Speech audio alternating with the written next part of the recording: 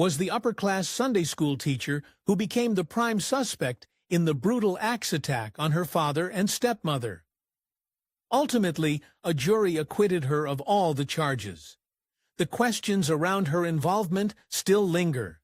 Money, madness, and manipulation swirl around this macabre mystery. Though Lizzie Borden was found not guilty of the Fall River axe attacks, modern researchers have found new evidence that may change everything we know about the case. Stick around for more on that later. Lizzie Andrew Borden was born in 1860 in the prosperous town of Fall River, Massachusetts, a place where nothing so heinous as an axe attack was even thought possible. Despite coming from a wealthy family, her father, Andrew Borden, struggled to find his own fortune in his youth. However, by the time he married Sarah Borden and had Lizzie, things had changed drastically. Lizzie's father, Andrew Borden, found fortune in furniture and coffin sales before expanding into real estate, textiles, and banking. In other words, by the time that Lizzie came around, he was just as rich, if not richer, than the other residents of Fall River. In fact, at the time of his demise, his estate was worth $300,000, roughly $10 million today. But if they were rich, Lizzie didn't live like a princess. Despite his riches, Andrew Borden was notoriously frugal, perhaps even frustratingly so. Much to Lizzie's chagrin and embarrassment, her father refused to relocate to Fall River's fashionable hill district, choosing instead to live near the industrial center of town. Worse yet, the family home lacked indoor plumbing. Still, Lizzie seemed happy. Lizzie and her older sister Emma would have been the last suspects for any wrongdoing. Her parents had raised them both with strong Christian values. Lizzie taught Sunday school, supported charitable causes, and held leadership roles in religious groups like the Christian Endeavor Society and the Women's Christian Temperance Union. But not everything was as it seemed. Tragically, Lizzie's mother, Sarah, had passed shortly after giving birth to her. 3 short years later, her father remarried to a woman named Abby Gray, but Lizzie and her sister Emma had dark suspicions about their new mother. They thought she was only after their father's considerable fortune. In fact, they only ever referred to Abby as Mrs. Borden, refusing to call her mother. Things were frostier than anyone knew. Despite living under the same roof, Lizzie and her sister Emma kept a polite distance from their father and stepmother. According to the family maid, Bridget Sullivan, the sisters often avoided meals with them, an ominous sign of just how tense things had become inside the Borden household. Just a few months before the brutal axe attacks that would gripe the nation, Lizzie had reportedly taken a shine to some pigeons nesting in her father's barn. She had even gone so far as to build them a roost, but when Andrew discovered that neighborhood boys were sneaking in to hunt them, he slaughtered the birds with a hatchet. It was a move that allegedly left Lizzie seething and perhaps plotting a little hatchet revenge of her own. In July 1892, the tensions that had been building up in the Borden family reached a boiling point. After a massive family argument, both Lizzie and her sister Emma left Fall River for a break to New Bedford. Even after returning to town, Lizzie didn't go straight home. She stayed at a boarding house for 4 days. Only one thing seemed to bring her back home: money. Just as Lizzie and Emma had suspected, their stepmother Abby seemed to only be after their father's money. Annie seemed only too happy to give it to her. Andrew had been gifting real estate to Abby and her relatives. The Ryas, their sisters, demanded their share and eventually received a rental property, but the damage had already been done. On the eve of the bloodbath, Lizzie's maternal uncle, John Morse, dropped in for a visit and stayed the night. According to reports, he and Andrew were discussing business matters, which only fueled speculation that the conversation, likely about inheritance, may have been the final straw that made Lizzie snap. But there was evidence that she had already laid a terrible plan in motion. In the days leading up to the terrible axe attack, everyone in the Borden household felt mysteriously ill. Some blamed spoiled mutton left simmering on the stove, while others, especially Abby, feared a more sinister cause: deliberate poisoning. After all, Andrew Borden didn't have many friends in the Fall River. Later on, this mysterious illness would have people looking curiously at Lizzie. The morning of August 4, 1892, had begun like any other. After a heavy breakfast with the entire family, Lizzie's father, Andrew, and maternal uncle John Morse sat down for a long chat, presumably to conclude their business.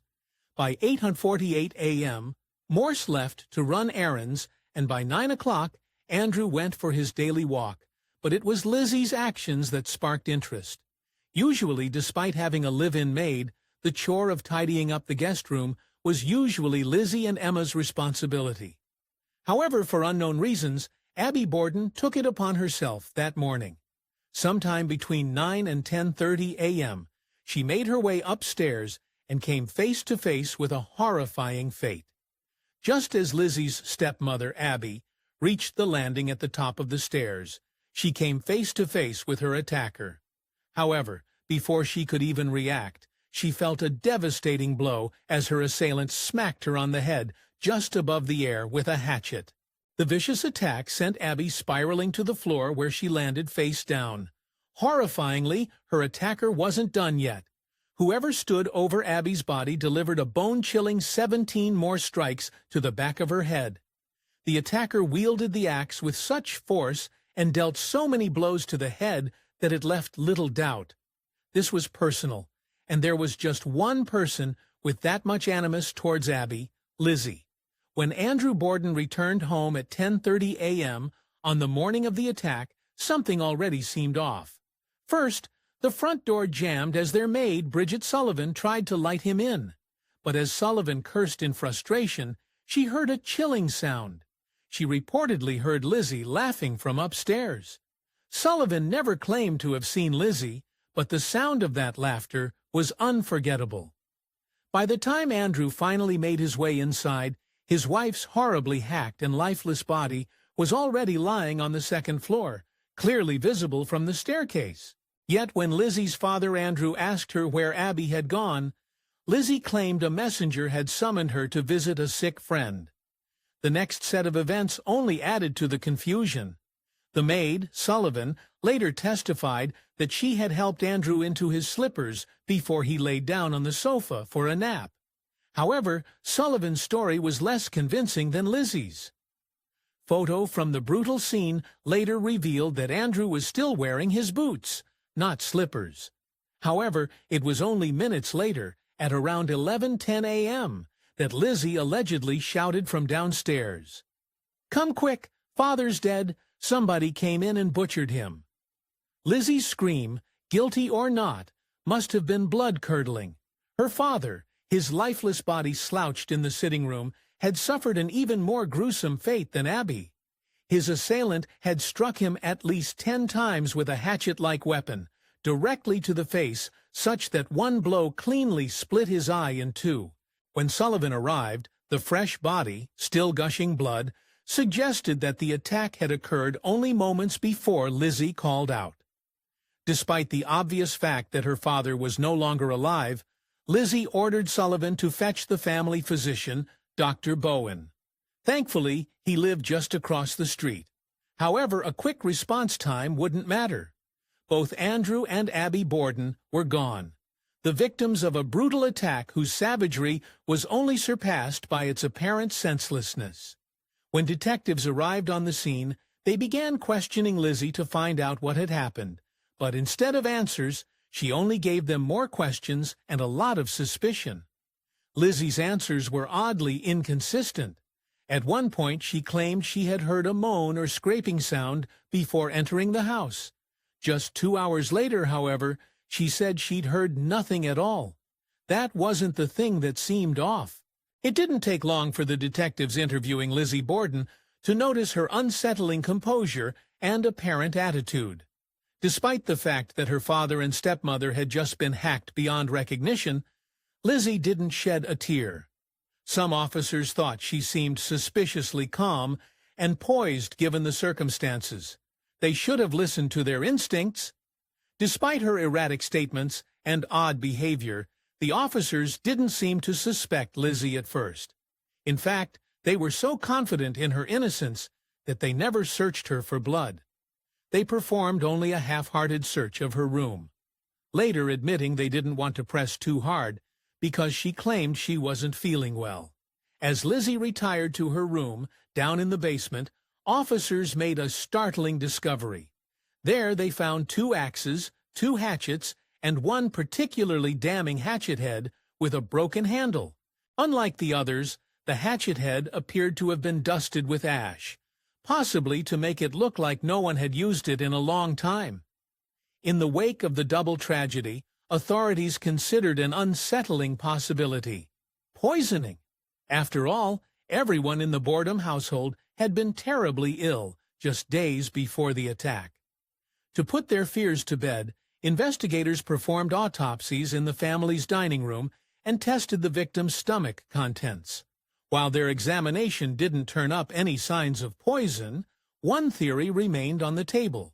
Just days before the attacks, around the time of the family's unexplained illness, a local druggist claimed Lizzie Borden had come in asking to purchase hydrocyanic acid, allegedly to clean a fur coat. But there was a problem with that story. A medical examiner later testified that hydrocyanic acid had no antiseptic value, suggesting a far more sinister motive. As the sun set on the horrific day, Lizzie and her sister couldn't bear to be alone. Fortunately, they had a close friend, Alice Russell, stay at the house with them while their visiting uncle John Morse reportedly slept upstairs. Notably, he did not sleep in the same room where Abby had perished, as later rumors would suggest. It was, however, not necessarily a peaceful night. For the protection of the family, or what was left of it, officers were stationed outside of the house, but the attacker may already have been inside. One of the stationed officers claimed to have seen Lizzie Borden and her friend Alice Russell heading into the cellar with a lamp and a slopped pail. What happened next baffled him. The stationed officer claimed that he witnessed Lizzie and Sullivan exit the cellar, only for Lizzie to return shortly after, alone. While the officer claimed that he knew why Lizzie was in the cellar, or what she was doing, he did give puzzling testimony.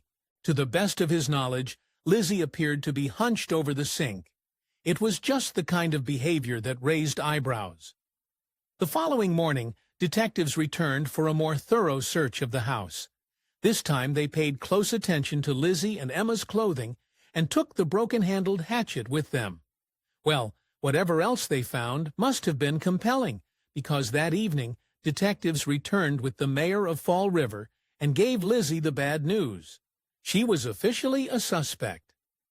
The morning after Lizzie Borden became a suspect, her friend Alice Russell walked into the kitchen to find a curious scene. Lizzie was standing there, tearing up a dress. When asked what she was doing, Lizzie said she was planning to burn it because she had stained it with paint. Unfortunately, authorities never determined whether it was the same dress she wore the day of the bloodbath. Lucky for Lizzie, they continued bungling their investigation. On August 8th, Lizzie testified at an inquest and left everyone scratching their heads. Her demeanor and answers to basic questions were strange, even erratic. Stranger still, she refused to answer questions that could have helped her defense. The only explanation for her behavior was that a doctor had prescribed her with morphine to calm her nerves. It seemed she barely remembered anything. Throughout the inquest, Lizzie Borden gave conflicting accounts of where she was and what she was doing that dreaded morning. At one point, she said she was reading in the kitchen. Later, she claimed she had been ironing in the dining room. Then, she changed it again. This time, she said she was on the stairs. That was enough evidence for the authorities to make a drastic move. The inquest took a turn when the district attorney began hammering Lizzie Borden with aggressive confrontational questions. It was a risky tactic that paid off.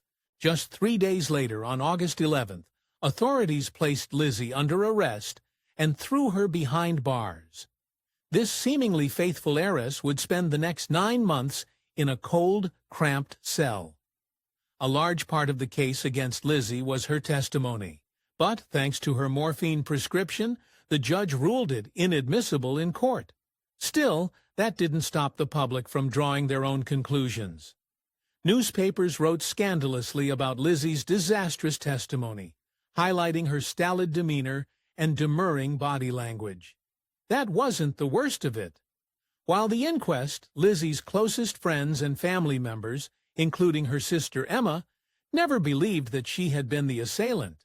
However, once the details of her testimony leaked out, caused a change of opinion among her friends, who have heretofore strongly maintained her innocence. Just 5 days before Lizzie's trial began, in June 1893, Fall River was rocked by yet another axe attack.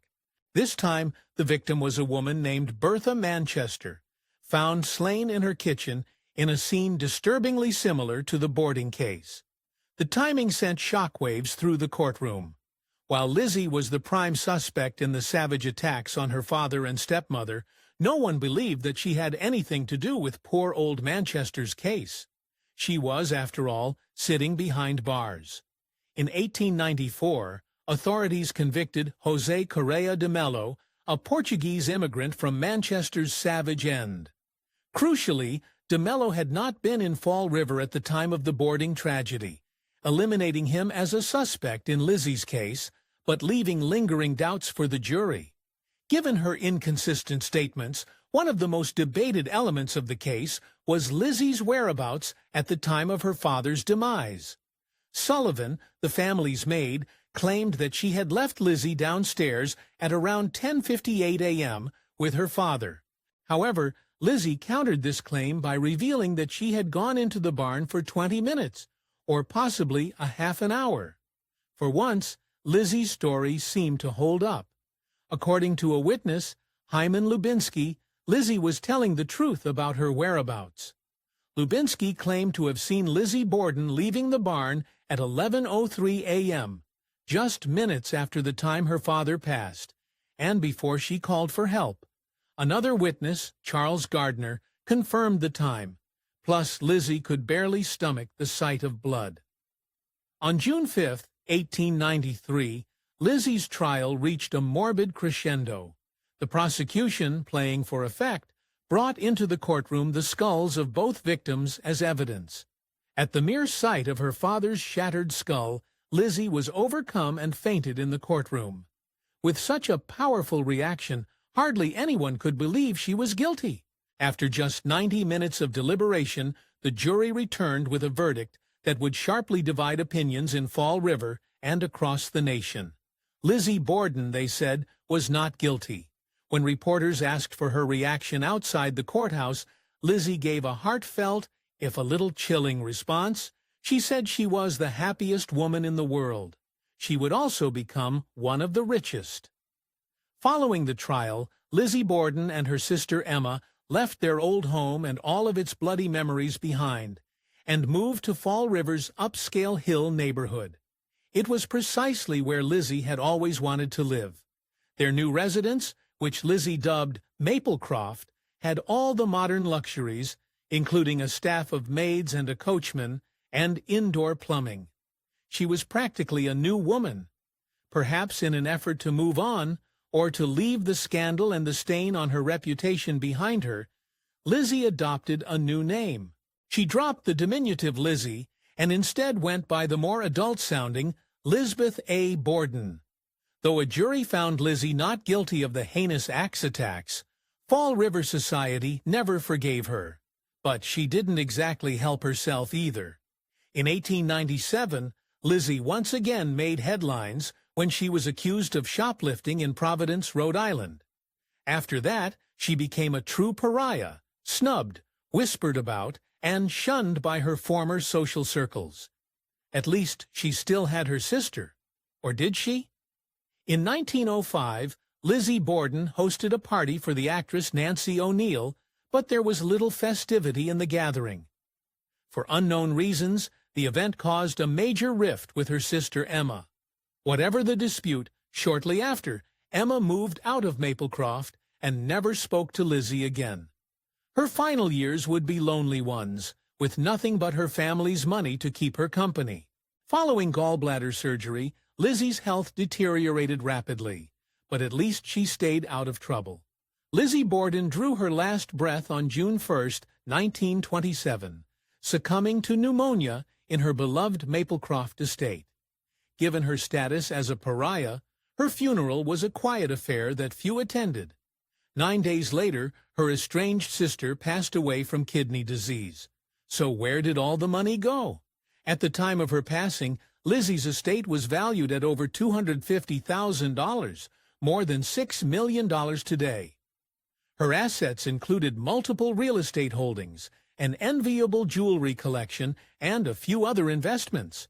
But of all her bequeathments to various relatives and charities, the most puzzling was a trust fund for the perpetual care of her father's grave. Though Lizzie Borden was found not guilty, many people continued to doubt the verdict. Then recently, an author and researcher, Rebecca F. Pittman, uncovered startling new evidence. Though Pittman claims to have identified 2 mystery men who were spotted near the Borden home at the time of the grisly attacks, she actually fully believes that Lizzie was responsible, and that she exhibited signs of sociopathy. Pittman believes the 2 men were distant relatives of the Borden family, which fits into a theory that Andrew Borden was preparing to make a deal to transfer ownership of one of the family's farms to his wife Abby, cutting into Lizzie's inheritance. Pittman's husband also performed experiments to prove that Lizzie could have, in fact, been responsible for breaking off the handle of one of the hatchets used in the crime. Thanks for watching History Exposé. If you love uncovering the best stories in history, hit like and subscribe to keep exploring with us. Don't forget to visit our main page, Fact in 8, for more incredible facts about everything.